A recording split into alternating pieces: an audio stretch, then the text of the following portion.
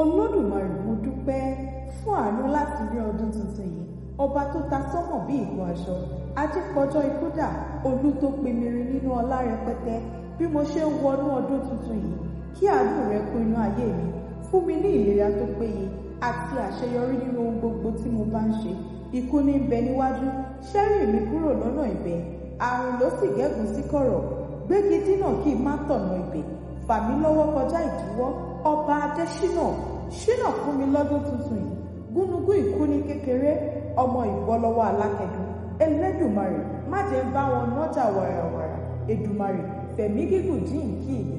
Má jẹ́ ń rùkú ọmọ sígbó, má jẹ́ ń fẹ̀yìntì sunkú ọkọ, má jẹ́ ń fọjọ́ ọlọ́jọ́ rìnrìn àjò àrìnàbọ̀. Ire gbogbo tó bá yọjú lónìí kó máa sáré tètè bọ̀ lọ́dọ̀ mi. Kí lè mi ó rójú, kọ́nà mi ó là pérégedé nínú ọdún tuntun yìí. Kí n máa gbérí, kí dúkìá mi ó máa gbèrú sí nínú ọdún tuntun yìí. Ọdún tuntun, ohun rere gbogbo ní tuntun ni. Kí n rìn nínú àánú àti ààbò rẹ, Olódùmarè. Èdùmarè, mo dúpẹ́ fún ọdún tuntun yìí. Ọdún yìí á yabo fún mi, ara á dẹ̀ mí, ara ò ní ní mí. Màá rí tajé ṣe, màá rájé lò, màá rájé ná. Ilé mi ò ní dàrú. Bí mo ti wí yìí ló máa rí fún mi. Lágbára ọba tó ṣẹ̀dá ohun gbogbo.